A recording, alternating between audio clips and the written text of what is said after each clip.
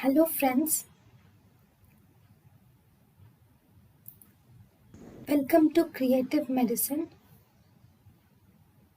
In this lecture, we will learn about Now, now in the carcinoma esophagus, let us now learn the differences between squamous squamous cell carcinoma and adenocarcinoma. So if you see the differences between the first, we will see the differences between squamous cell carcinoma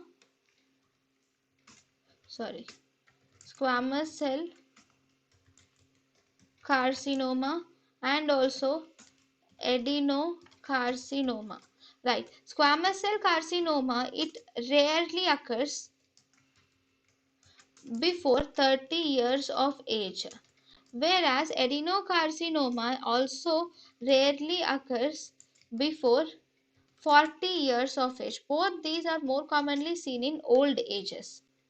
Okay. In squamous cell carcinoma, highest mortality rate is in males, that too of the age group between 60 to 70 years are associated with highest mortality rate. Okay, highest mortality rate is seen in males, that too between the age group of 60 to 70 years. Highest mortality rate actually here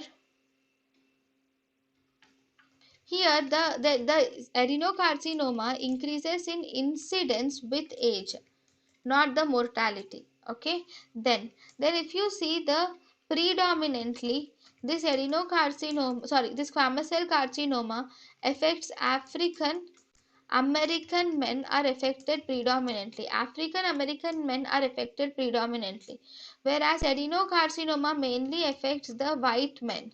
Okay, then this one important thing in adenocarcinoma is if the patient has Barrett's esophagus, he has almost 40-fold increase in adenocarcinoma. If the patient has Barrett's esophagus, he has 40-fold increase in adenocarcinoma.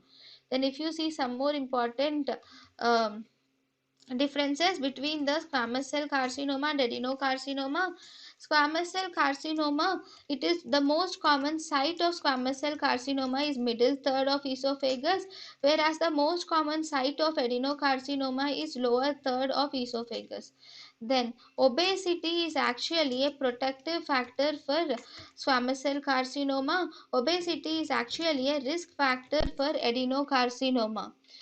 H. pylori. If you see H. pylori CAG A strain, H. pylori CAG A strain is a risk factor for squamous cell carcinoma, but H. pylori CAG A strain is a protective factor for adenocarcinoma.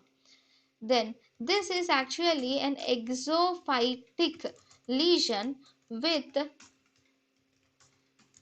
a large fungating mass. It looks like an exophytic lesion with large fungating mass. I will draw the lesion also.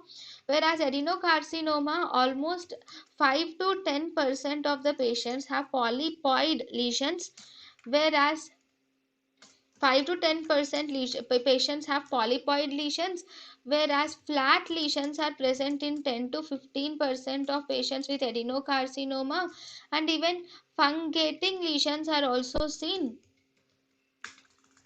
Okay, fungating lesions are seen in almost 20 to 25% of the patients.